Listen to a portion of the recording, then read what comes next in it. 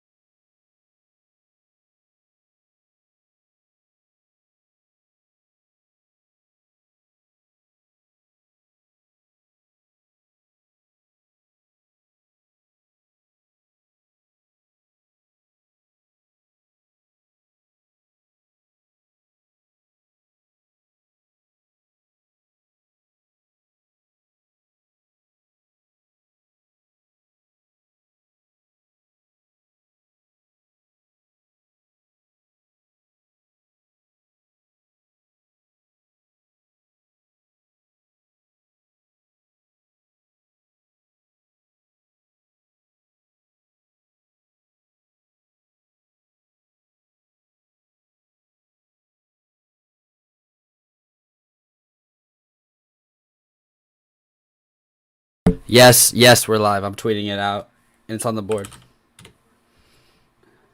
No, I did.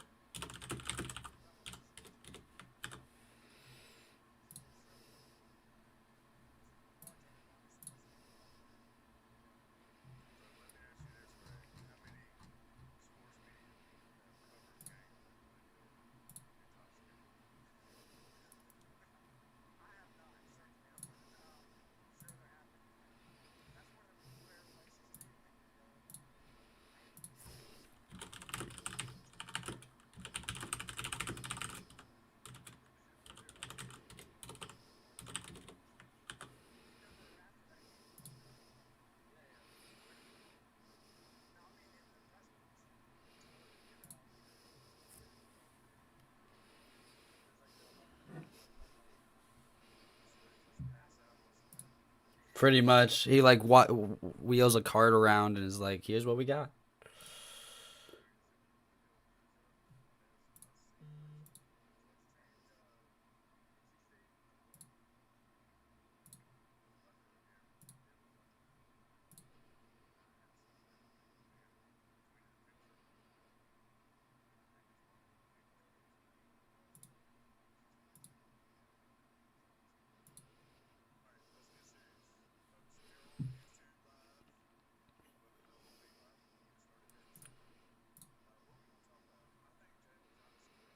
Hold on. Don't hold on. Stop real quick. They what? I didn't change anything.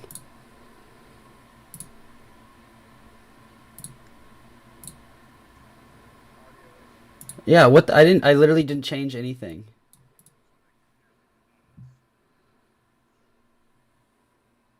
Um. No. They can't hear you.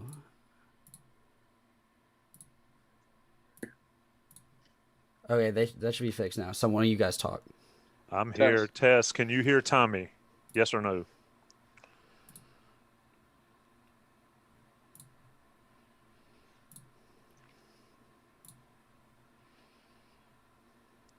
Yeah, I think it's working.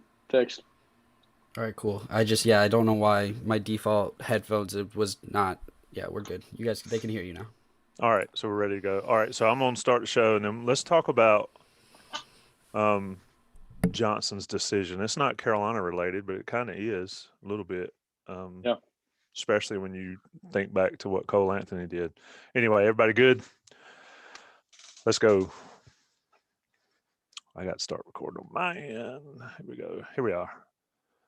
Welcome to the Inside Carolina podcast. I'm your host, Tommy Ashley, joined by Greg Barnes, Gregory Hall, and Luke Buxton. That means it is on the beat. We are live. If you're joining us currently on YouTube, on the Inside Carolina channel on YouTube, ask some questions, submit questions, comments, whatever you want to do there. We'll get to them. For the rest of you listening to the podcast, make sure you use sponsor or check out our sponsor, Johnny T-Shirt and JohnnyT-Shirt.com. Also, take a second to rate us and review us on Apple Podcasts, however you get your podcasts. And also subscribe on YouTube, because if you subscribe on YouTube, you know we're live right now and you got an opportunity to watch this show. Greg Barnes, I'll come to you first. Carolina is in another bye week due to COVID issues elsewhere this time. Granted, we're not in Virginia, so I'm not hearing the uproar about Virginia Tech causing a cancellation, but this puts Carolina in a bind a little bit, having these type midweek COVID issue games. Where is North Carolina trying to cope with this, Greg, now that Virginia Tech's on a pause? Well, I think the frustration is the fact that North Carolina had a very good run. If you remember back, they had the Elon game that was an issue, but they were able to get the Central game scheduled in its place. So they avoided a non-conference problem there. And then you get into, I guess it was late December, but you get into ACC play, and that first game against Syracuse is postponed. But I think because the Orange Bowl was coming up and there's so much attention focused on football that people kind of dismissed that. And then quickly thereafter, Mike Bray really kind of set everything in motion for the Notre Dame game that had been scheduled for the end of January to take place on January 2nd, because they whoever they were playing had a COVID issue as well. So it worked out. And so the one ACC game that UNC had at that point in time was quickly rescheduled. And then you had the Clemson game. And I think people were like, well, you know what? A lot of teams are having issues. I mean, there was Florida State, I think, that they've played 8 games now, 9 games maybe, which is by far the fewest in the league. And so when you're comparing just the one game against Clemson, it didn't seem to be that big of a deal. There was hope that game would be rescheduled. And then all of a sudden you get the Miami situation. And everybody's kind of up in arms about that and trying to figure out. And then you start looking and say, well, Clemson has a bye week remaining or an open date remaining. Miami has one remaining. So let's get on this. Let's knock this out and get these rescheduled. And then, of course, Friday, Roy was adamant that, hey, we need to try to get these rescheduled. And if the ACC is not willing to do this, then we're going outside of conference and we're going to get some non-conference games scheduled. Because the way that the NCAA worded this back in the fall was there was basically 3 options. You could play 25, 26, or 27 regular season games, 27 being the max. And that was if you were in a 3-game tournament. So with North Carolina playing in the Maui, because they played 3 games in a row, that qualified. And so North Carolina was allowed to play 27 games this season. With the ACC putting in 20 conference games, it kind of limited you to 7 non-conference games. But with some of these ACC games looking like they're not going to happen, Roy was adamant on Friday that they should start looking into non-conference games to kind of fill these gaps. And then, of course, you get to Saturday, so 24 hours after those comments, right before the tip-off against Virginia, and the Virginia Tech games postponed. And, I mean, we're 4 weeks away from Selection Sunday. I mean, that's the truth of the matter. And we can talk about the ACC tournament. I know a lot of people are saying, why don't you just cut short the ACC tournament, play some of these regular season games, which I don't think makes a lot of sense, but it is a talking point. So you're really talking about 3 weeks of regular season action left. And I think at this point, the ACC is looking, and I'm not going to defend the ACC, but there are a lot of challenges in play because you got so many teams that are missing games in North Carolina, other than the Virginia Tech game. I mean, their schedule's booked. And so I think there's fair frustration on UNC's part that these games are not being rescheduled the way they need to be. Roy's okay with playing 3 or even 4 games a week. I don't think the ACC is okay with that, just in terms of how they've acted with some of these situations. So there's friction there and there's frustration there. And so I think UNC is really trying desperately, clearly, to get a game this week. And I think Gregory can fill us in a little bit on the latest, but as of right now, there's nothing that gives me indication there's going to be a game either Tuesday or Wednesday night. Let me looking at the schedule. Florida State's played 9 ACC games. Carolina 12. Florida State and Louisville both have 9. I think Boston College, their way down the list, has 10. Florida State's played 14 total games. Carolina is at 19. Notre Dame's at 19, and Virginia's at 18. But it's crazy how it's working out. And you're right. Carolina needs to play games. Gregory, what's the latest? I know Roy Williams' radio show was just before we started recording. Right. So Jones, Angel, so the way they've been doing the show, for those of you that might not know, previously was live at Top of the Hill, but now Jones will sit down with Roy, typically Monday, and they'll record it. And he did the same thing with Roy, but he also did it with Clint Gwaltney. And Clint Gwaltney said, well, Jones was asked Clint, who is in charge of scheduling and whatnot, works with Roy, works with Bubba, but he's really the guy that it goes through. And he was like, UNC put out on social media, hey, we're looking for a game. We need an opponent. And Jones asked him what was the best offer they got off of that. And that was West Texas A&M, which is a Division II school. And Clint said he got a nice voicemail from a guy over there that was like, hey, we can be there on Wednesday if needed. So people in the chats are saying that UNC got a game, though, as we're live right here. Do you guys, Greg, you hear anything? Here, let me go to my email here and let's see what news we have that could be breaking. Hey, Yay, look at that. How about that? In the inbox, live on the show. Northeastern on February 17th. We got people in the chat breaking it to us. Northeastern is 9-7 overall, second place in the Colonial Athletic Association. They're 8-2 in conference play. They've had 4 games postponed due to COVID protocols. So my question is, and Luke, you can chime in. I'll get you in on the mix too. Is when did Boo Corrigan start as the ACC commissioner? Just out of curiosity, because it seems like Carolina hadn't caught a break since John Swafford retired. Anyway, I digress, and that's for our NC State fans that may be tuning in to Looky Luke. Luke, the importance of Carolina playing anybody, and now that Northeastern stepped up, I mean, these guys need to play games to stay in the rhythm, right? Yeah, when you look at the schedule, UNC comes off a win versus Pitt, in which you thought, okay, UNC is looking really good. Let's carry some momentum. And then they play Clemson a week later. So Pitt on January 26th, Clemson on February 2nd. And they look awful. And then Saturday rolls around, they have Duke. Great game. You say, okay, maybe Carolina's finally turning the page. And then Miami gets canceled. A week later, Virginia. So it's kind of funny. When UNC has these breaks of a week or more, they look like they kind of, lose all progress that they made. So I think it's crucial to stay in the rhythm. I don't know if it's Carolina or you look across and it happens to other teams who get broken out of the rhythm and it's just a college basketball thing. But it looks like it not only, having consistent games, but also home games. Carolina's 6-0 in the home games that they've gotten to play, and they've only got to play 6. So playing another game in rhythm before Louisville, and then especially one at home, I think is exactly what the Tar-Heels need. So I'm glad we got some breaking news on the show, and I'm sure Roy Williams is happy about that as well. I know Greg Barnes having to break and cover goings on. That is, Greg, that's the ultimate 2020, 2021 COVID type pandemic coverage going on right now, isn't it? Yeah, for sure. It's and by the way, at some point after the season, Greg Barnes and I'll sit down. Maybe I'm breaking news to him. We're going to have a podcast or one of these YouTubes and talk about covering sports during a pandemic. And Gregory and Luke, you guys can join as well. And what might become of all this down the road when things get back to quote unquote normal.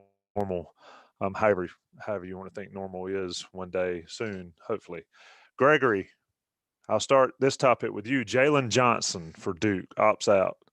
Roy Williams was pretty adamant what he thought about opt-outs. Was it last week, a couple weeks ago, when they were talking about the ACC tournament? Now Duke has lost their best player, even though he was certainly not playing that way.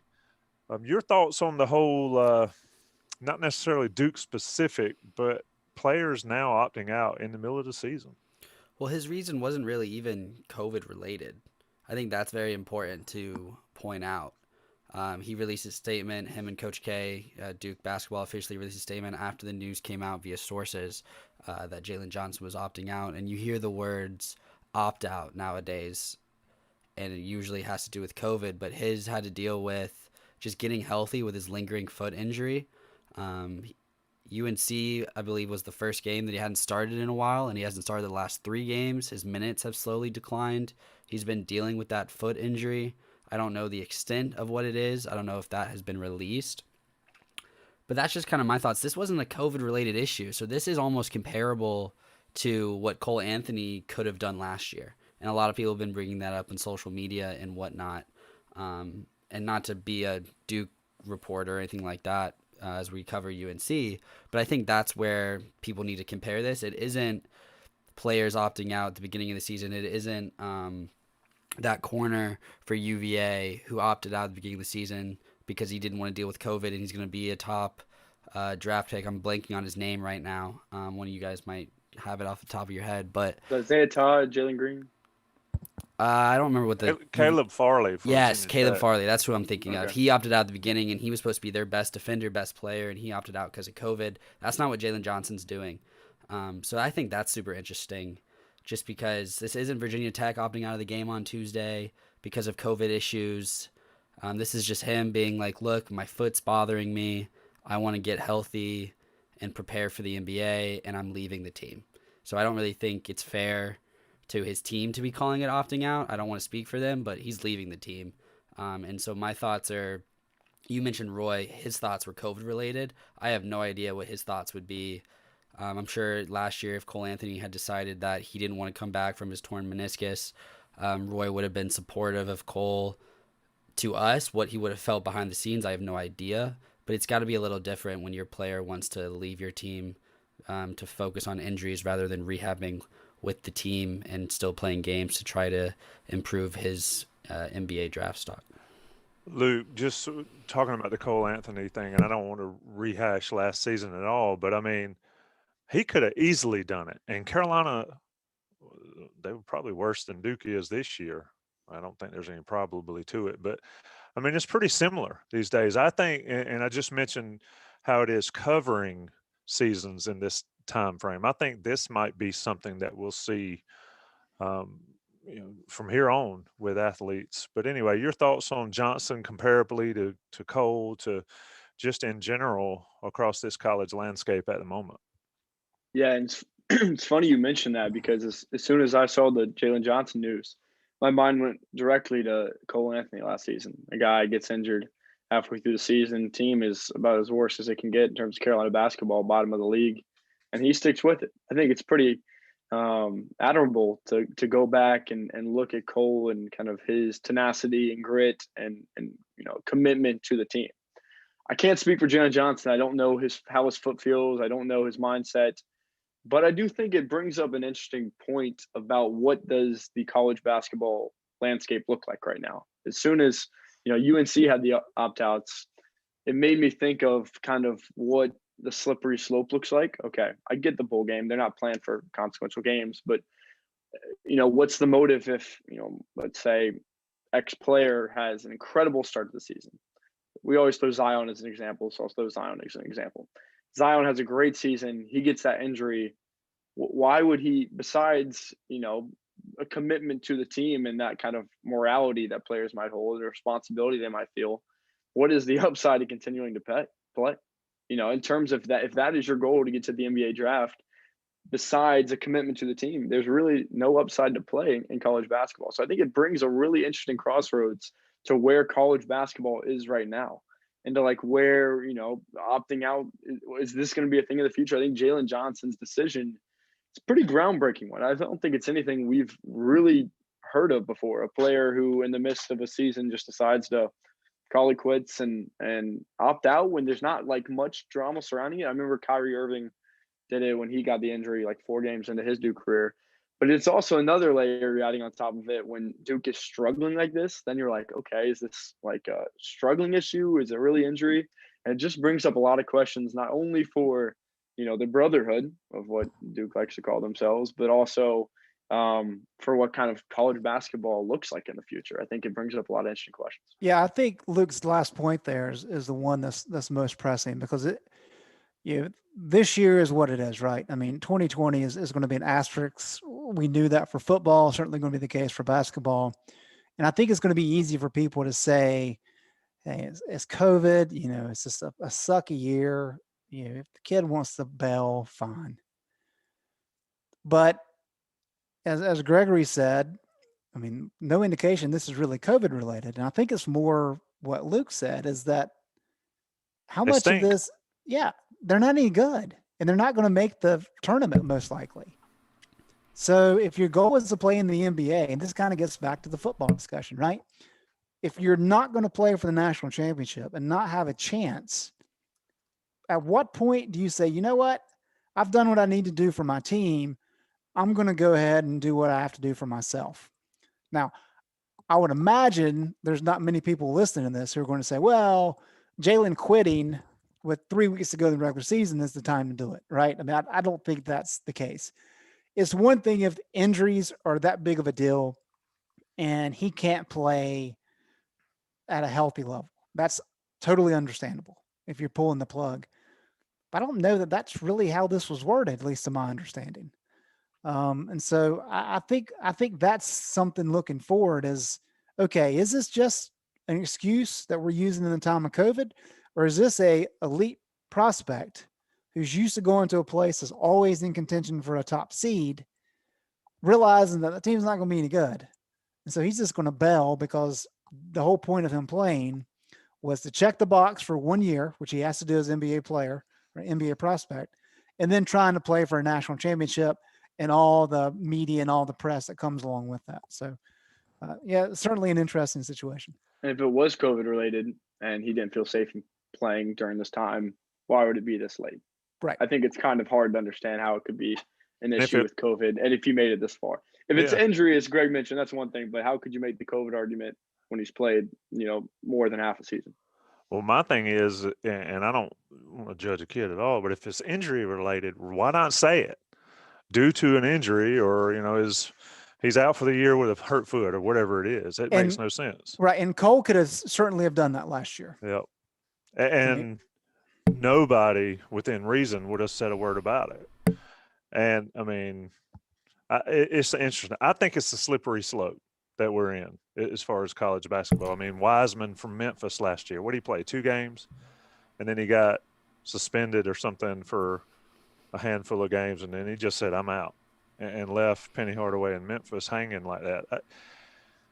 You're right. It's slippery slope because like that situation, I was all on board being like, screw the NCAA. Like, knowing the facts of that situation, on the surface, it looked a little bit sketchy, but when you kind of got into it, not as much as maybe it sounded. So I could understand him bailing. And if Jalen has a serious issue health-wise, then I can understand that as well. But it's just not being presented that way. And that could be the fault of the school or the kids, posse, if you will, right? And not verbalizing that and sharing that properly. But that doesn't seem to be the case. Well, you see stuff with Duke has always been the master of the PR game, at least in the last 2.5 decades, and that appears to be slipping, of late with that kind of stuff. Go ahead, Gregory. How different is this from a player on an average team opting out of bowl season in football?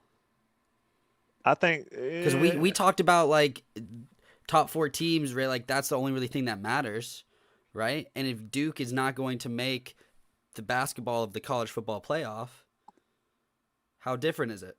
Here's the difference. Duke can win the ACC tournament and they can get in. There's always a chance in college basketball. Okay. If you're a Fair. competitor, there's always a chance. Maybe we turn around. Maybe we can somehow squeeze in the tournament, pull off series games, and make it in the NCAA tournament. That's the spirit, like, as a competitor, I think we should possess. Is if Michael Carter and Javante, I think it's very different. They're not competing for any national championship in the tournament. Look, we can go and debate X's and O's and stuff, but I think when there's a chance, if Duke had saying like if you're making the NIT no matter what, then it's like okay, maybe why am I playing with injured foot? But there's always a chance, and you got 14 guys wearing that Duke blue jersey who are fighting to try to make the same thing. I don't know why don't you? Yeah, I agree with that. Fair. Yeah, I agree. And look, and we're not going to go back to Carter and Javante, but those guys could not have put a better resume out there against Miami. I mean, it doesn't get any better than that. I don't care what they do in the bowl game. They left their highest mark there. And, for the record, Carolina won the national championship on NCAA 14 revamped on my son's sim season this past season. So pour some salt in that wound with Javante and Michael Carter playing fullback. Somehow got a kick out of that on Twitter. Like I said, I just think it's a slippery slope with college basketball. It needs to get back to guys going to the G League, doing whatever. But yeah, for a lot of Carolina fans look at it and see Duke and like it. I don't necessarily like it simply for the ramifications for the rest of the schools, and that'll be interesting. Anybody got anything left on that topic before I take a break? All right, we're going to take a short break for the audio podcast version of it. Talk about Johnny T-Shirt, johnnytshirt.com. And if you listen to this live, we need you to support them. Go to johnnytshirt.com, support them on the web, order some gear. They'll bring it straight to your door. Or you can see them in person at Franklin Street when they get back open there. They are in need of your support. Pandemic may be easing, so they say, but still, local businesses, locally owned and operated businesses need all the support you can give them.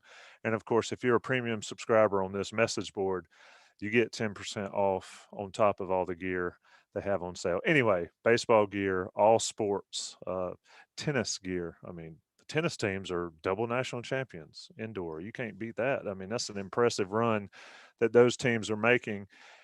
And also you can get school gear, home gating gear, anything you need from Johnny T-Shirt and johnnytshirt.com. Take another break. Let the national guys pay the bills. We'll be right back with On the Beat Inside Carolina podcast. All right, boys, we are on the beat. We're back after a short break from our national sponsors and johnnytshirt.com. Greg Barnes, Gregory Hall, Luke Buxton with me. Gregory, I'm going to turn it over to you. Give us some questions off the live chat as we roll along here on the Beat Live. So a couple that have came up. One that we can start with is Caleb Love draft stock. We've seen 2 great games out of him: 20 points against Wake Forest, 25 against Duke, and then we've seen a lot of not great games. Obviously, Virginia's defense is really good, but his shot was just not falling. So is Caleb Love the good Caleb Love that we've seen? My question for you guys, is that just a matter of, the shot's falling that day, but it's not going to be consistent, and he's going to be a 3-4 year guy at UNC if he can't figure out a consistent shot? Luke, I'll let you go first on that. I've got some ideas, and I want to bounce them off you, but go ahead, Luke.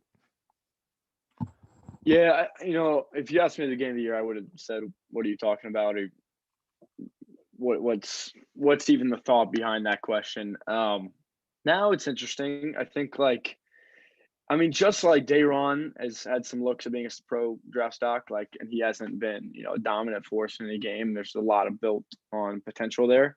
I think Caleb does provide you a lot of promising potential. Look at Cole. I mean, it's obviously a different situation. I think Cole had less help from his team, but Cole wasn't, a great college point guard, and now he's tearing it up for the Magic. So I think there is some interesting potential Caleb brings as a draft stock. You've seen him put together some really good games. I think the college style of, it's looking for the Virginia game of how they're able to pack it in, and there's less one-on-one matchups, less free space to get your shot off. I think that really hurts point guards like Cole and Caleb. And I think Caleb's going to be a really interesting draft pick and a really good NBA prospect. I don't know if people will take the risk on him, but I do think he has a lot of potential in the same way I kind of saw Cole having a lot of potential and kind of how he's played out so far in his early NBA career. I think Cole, you see it, dribble, step back, when a shot's going, he can make things happen. And I think the college game isn't great to him, and he could be a really good point guard for UNC if he did stay. But I wouldn't think it would be the craziest thing if a team in the second round or even maybe late first, if you're bold enough, wants to take a chance on him. Greg, what's your thoughts there? And here's my initial thought. And this is not a knock on Caleb Love. It may be a knock on the league. 6'4" combo guards without a consistent shot. I mean, it's got to be a right fit, right? It's got to be the perfect fit, the perfect offense in the programs for a guy like that to really have success. What am I missing here? Yeah, I do think there's a big gap between is he a one and done kid and is he a 4-year player. I think when you talk about the things that are that Caleb brings to the table, he has great size. He has an aggressive mindset. He's not scared to shoot the ball. Roy seems to think that because of his size and athleticism, he can be a really good defender. And when there's the ability to score the ball at times. And I know everybody likes to kind of point to Duke game and Wake Forest game. Those aren't exactly teams that play really good defense, and those are teams that don't mind getting up and down the court. And when Caleb has had his success, it's when there's been a free flow to the games, and he's been able to kind of attack the rim. That allows him to get into a rhythm, and then he's knocked down some shots. We haven't seen a whole lot of those opportunities, though. And so do I think Caleb is a true NBA draft pick this year? I do not. Can he develop enough over the offseason and next year to be a legitimate first-round kid next year? Sure. And so I think there's a lot of growth for him, and I think his ceiling is pretty high, but he's got to get a lot better. And I found it interesting that it's been within the last couple of weeks that Roy's really harped on this idea. Well, he's never played point guard before. I'm not sure that I've heard a whole lot of that prior to the last couple of weeks. And so he's learning on the job. And let's be fair, all these kids that are freshmen have had a really hard time. They didn't have the off season that most of them have. They were cut short on preseason opportunities. They were cut short in non-conference games. So that's tough on all of them. We were talking about Jalen Johnson earlier. He didn't have the year he expected to have. And then you look at Suggs at Gonzaga. He stepped into a wonderful situation where he didn't have to do a whole lot because he had studs all around him. And that's not been the case for Caleb, and that's not been the case for Jalen Johnson and a lot of these other guys. And so I think there's a lot of room for growth, but I think he has to make those strides. Now, does that mean that he's staying in school for sure?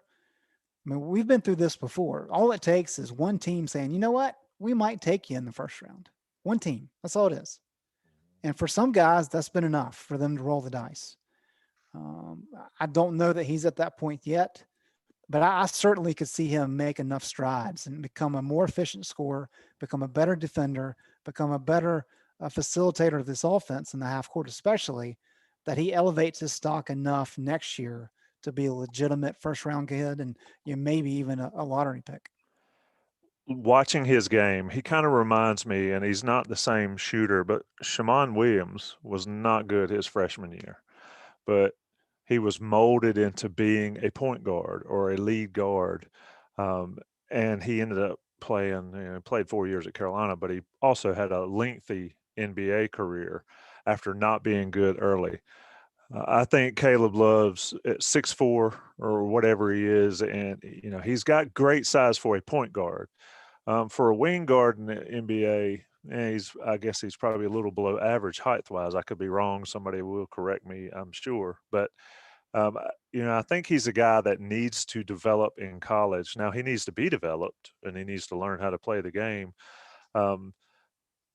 But it's all about fit in the NBA. And that's why I think Cole Anthony, you could tell Cole Anthony could play. You could tell Cole Anthony was not in the right style offense at Carolina. But he's been groomed to be a point guard his entire life. And he was a ball dominant guard who wanted the offense to run through him, which, to your point, Tommy, that's not the North Carolina way.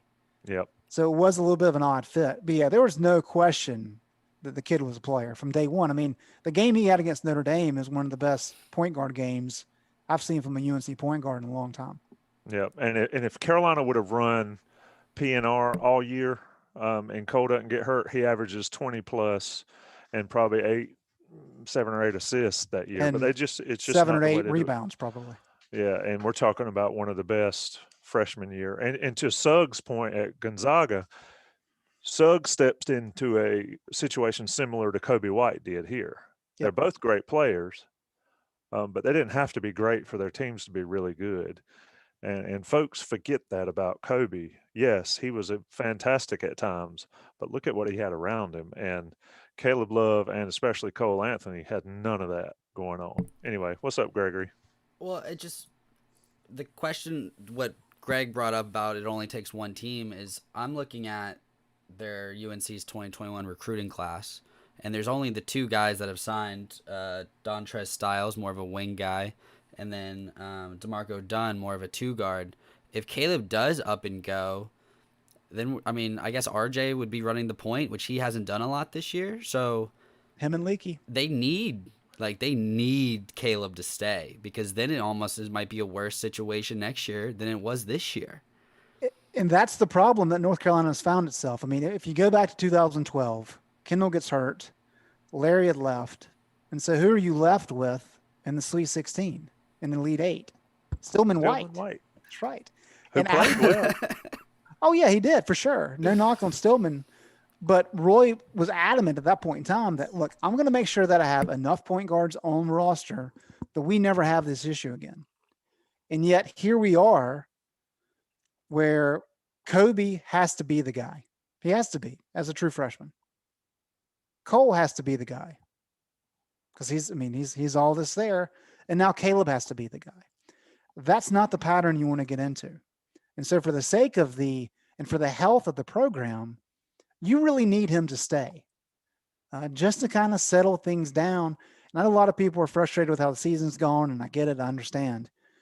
But if Caleb, sure, we can have that discussion. I think he's probably gone.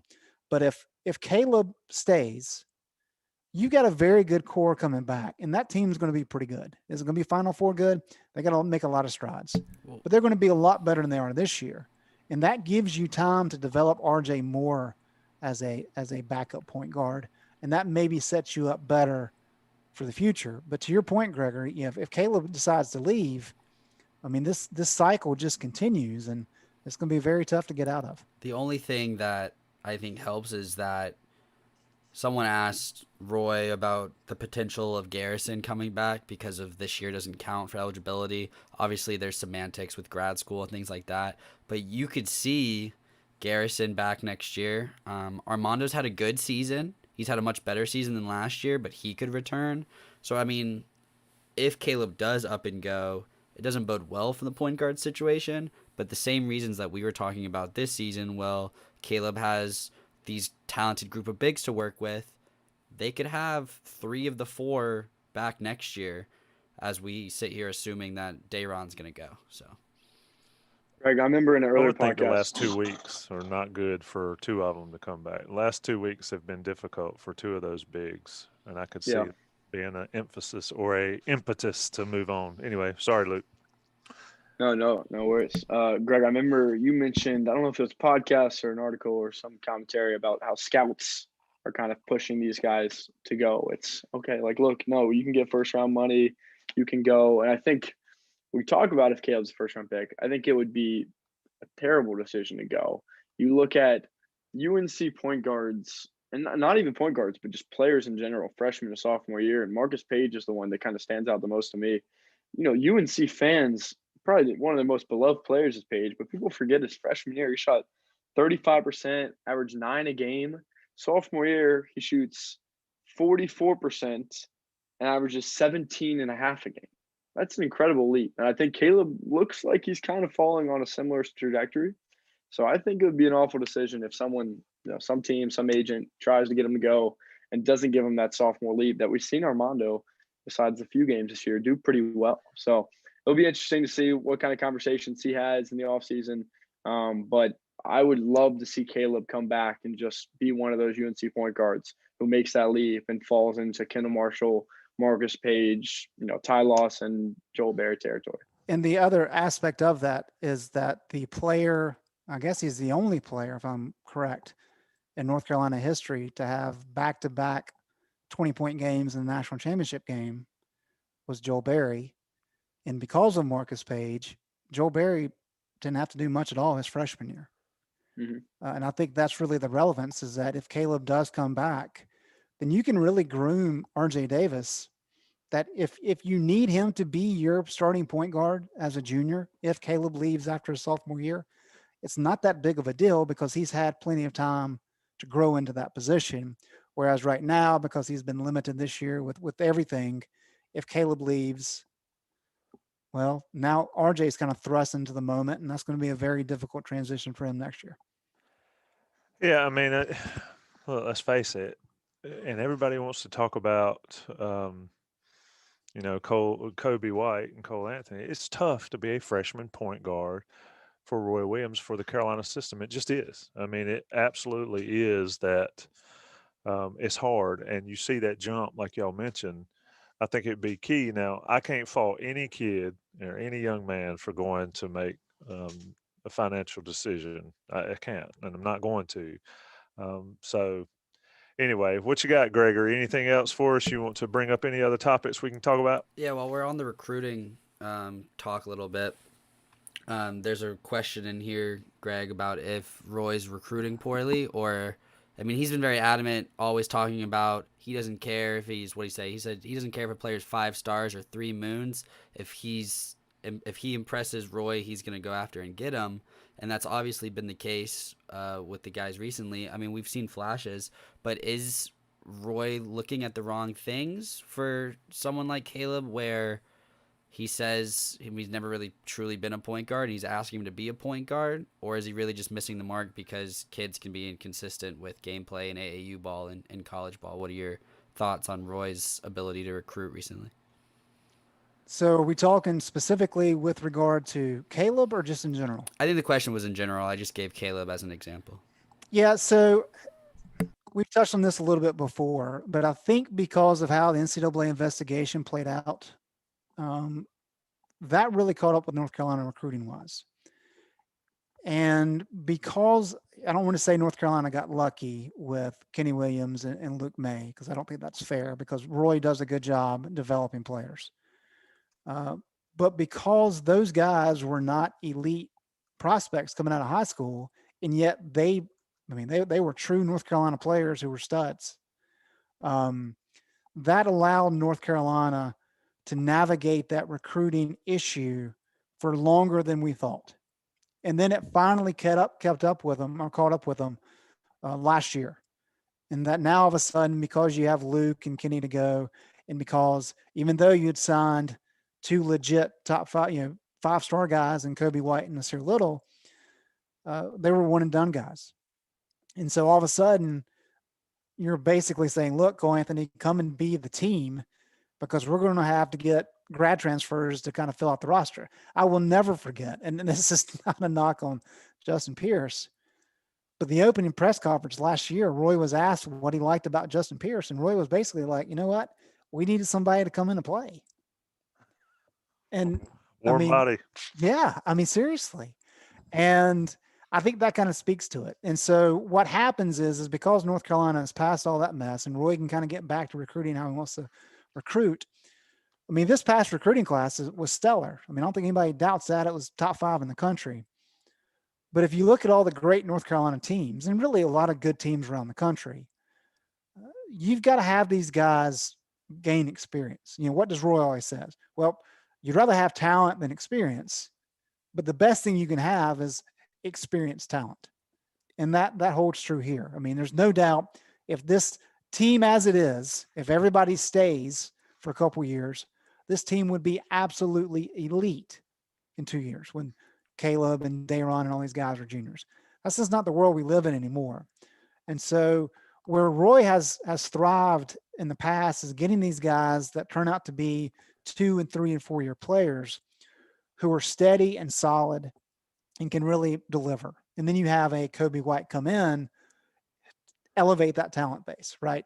I mean, I think Anthony Harris is that kind of kid. I mean, he's a guy, he wasn't a top 50 prospect, but I think we can all agree that once he's healthy, he's going to be a really good player for North Carolina. He's probably going to be a 3 or 4 year guy. And that's kind of what you have to build around. I've said this a bunch, but if you think about Duke's best teams, when you go back to the teams when Kyle Singler is a senior, I mean, those teams were really, really good. And yes, they had some young guys who came in and were studs, but those teams were good because they had a guy like Quinn Cook who could really lead the team, who knew what it took, could settle down the freshmen. And that's just been lacking. And so has Roy hit on everything he wants recruiting wise? No, he has not. But some of that's kind of beyond his scope. And does he need to kind of adapt to the current game more? Probably. But I don't think it's a matter of Roy kind of missing the mark with these guys. It's just that I think the recruiting issues from years past finally caught up last year, and he's just now trying to work through it. And I think to someone's point in the chat about Roy not filling the team in, I think with this class coming in next year with Dontrez Styles and Dunn, is they need wing guys, and he went out and got 2 potential wing guys. And if Love stays, then they'll have Love at point guard. If Leaky comes back, they'll have. I guess Leaky's a junior; he'll be back. Leaky on the wing, they have Styles on the wing, and then they'll have bigs. So I think next year's team, if Love stays, can be pretty solid. So I just wanted to make that point about Roy going out and getting wing guys, which is the one position UNC lacks severely this year, having to rely on only Curran Walton to be their most consistent shooter. Yeah, I mean, you got to have experience out there. I mean, I'd like for somebody to research it. How many national champions had 0 seniors, and especially 0 juniors? I mean, the ones, and I'm no brainiac to remember all this stuff, but Michigan's Fab Five. Do we have to go back that far, Greg, to find a freshman-dominated national championship Final Four type team? I'm trying to think back to the Kentucky team that was predominant freshmen that were so good and won it. That was Calipari's 1 year, I think 12. And then, I mean, Duke was 15, but again, that was Quinn Cook, who was such a stud for that team, even though he wasn't the high-profile guy. But that, I mean, and to be fair, and we've hit on this before, but Calipari and then Kay kind of led the charge of this one and done era. And those are their 2 championships combined, which I think speaks to a lot of the issues that we're seeing now. Yep. All right, let's look ahead. Luke Buxton, Carolina has a game scheduled against Northeastern. Doesn't affect the ACC race, of course. They got Louisville this weekend. Give me your take on what Carolina needs to do to ensure they're in the NCAA tournament. I think they are at the moment. What do they need to do over the next couple of weeks to ensure they get there? Before I get into that, so we're recording this, Florida State just beat Virginia 81-60. That is not a great indication of how this ACC season's going. Yeah, the ACC is garbage. That's what I was trying to say on the message boards. The ACC, Virginia dominates a terrible ACC. Anyway. Yeah. Anyways, looking ahead at the schedule, I mean, you have Northeastern that just gets added, and then you get Louisville, Boston College, who just fires their head coach, which is another crazy storyline we could get into. Florida State, Syracuse, and Duke. And again, maybe they add some more games. Who knows? I think if they go, I think they need to go 3-2 for ACC play. Have to beat teams like Northeastern, but I think 3-2 does it. You beat Louisville, Boston College, Syracuse. Maybe there's arguments to be made that you need to go 4-1, but I think 3-2 does it. Beating Louisville, if you can steal one at Florida State, maybe bump you up an extra seed, but I think 3-2 and they're in. Gregory, what you think? I don't know, because I don't know. The last time we talked about this, I was like, yeah, they're in. But to your point, Tommy, just recently, I mean, the ACC is really not good. You look at, again, I always go back to Ken Palm. You look at what UNC is supposed to do on these next 5 games, and that's win out a squeaker against Louisville, be a huge win. It'd be a quad 1 win, I believe. It's not. What are their quad 1 wins? Florida State? They don't have any quad 1 wins. Yeah, they only have 1 quad win right now. But the way it sets up is it's got to be a top 30 Okay. At home, and Louisville's not top 30 in the net. You got to beat Louisville, I think.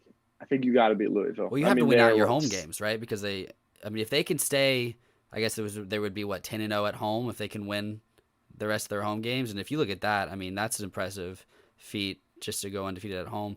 But to my point about me not being sure is if they go 3-2, which would be solid and would put them at 10-7 in the ACC.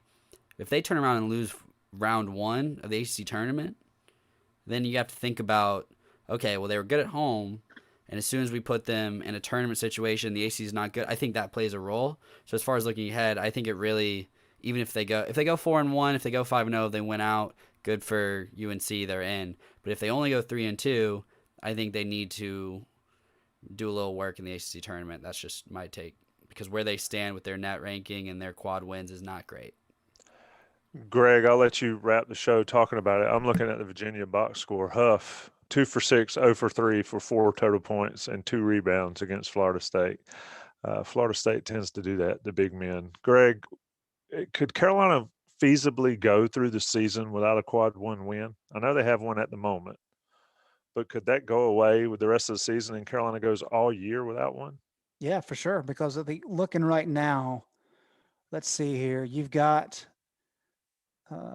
Pittsburgh's number 80, so they just fell out. And then I think Duke is number 66. And so that's one of those things where, yeah, if North Carolina, when they play Duke again at the end of the season, if you beat Duke, Duke's probably going to drop. And so if Duke drops out of the top 75, then you lose that Q1 win. I think we're at the point of the season where we need to start talking about the ACC tournament, and that North Carolina is probably not going to have its ticket punched by the end of the regular season. They're going to have to do some work in the ACC tournament. That's going to be important for them. To Gregory's point, and he didn't flesh this out the way I thought he would, but Ken Pom has North Carolina beating Louisville by 1 point, has them beating BC by 6, which I think it'll be a bigger margin than that, losing to Florida State by 1, losing at Syracuse by 1, and beating Duke by 2. You essentially have 4 toss-up games in your last 5 games as currently scheduled, not including that Northeastern, which should be a pretty easy win. And when you're looking at Q1 opportunities, I mean, it's Florida State who, even before this weekend, I thought Florida State was the best team in the ACC. And then at Syracuse. And North Carolina has done well against Syracuse, but playing up there is going to be a little bit of a challenge. So if you don't win those 2 games, then I think North Carolina is going to have to do some work in the NCAA tournament. Especially, Florida State's going to move up, but Virginia's going to fall down a little bit within these net rankings. I don't know what Virginia's listed at right now, but maybe Florida State ends up being like a 3 seed, but the ACC may not have a top 3 seed in the NCAA tournament, which is crazy to think about. You say you don't know where Virginia's ranked in the net right now? No, I know where they are in the net. I'm just talking about where they will end up being in the net and where they'll end up being seed-wise. Gotcha. If the ACC tournament started today, Carolina's a 6 seed. They would play 11 seed Pitt with Champaign. That'd be an interesting matchup in the first round. I mean, to our point, the ACC is bad. I can't remember a time ever, and I'm not going to date myself too much, but I'm kind of old sometimes. The ACC is as bad as it's ever been, by far. It's not even close how bad it is, and that's why I think Virginia's kind of elevated. But for whatever reason, Virginia's been able to get it done. Virginia's best win this year, Tommy? Who? Florida State? They beat them the first time? No. Virginia's best win right now is Carolina. Brutal. Absolutely brutal. And what did Virginia has lost the best team in the ACC, and I'm about to wrap this and get out of here. But the best team in the ACC, or one of the 2 best teams, lost by 21 tonight, and they got destroyed by Gonzaga earlier in the year. And by Virginia Tech. I think Florida State was up 45-25 on Virginia at halftime. And Virginia brought it back to like 63-53, and then that's as close as they got. What was the Carolina-Virginia score at halftime? something 25 to to 18. 18. 27, 38. 27 to Something 18? 18. 27 to 18, maybe? Yep. So, 18, so which tied the Bojangles is going to have to turn their deal into if the Heels score 50 You get points versus Virginia, you get the franchise. you get a half biscuit. You get like the lid of the biscuit. 45-25 Florida State over Virginia at that halftime. That is UNC had 48 insane. points in the whole game. Incredible. Bad year. Greg Barnes, Gregory Hall, Luke Buxton. This has been Inside Carolina on the Beat, sponsored by Johnny T-Shirt. Thanks, boys. Appreciate it, Tommy.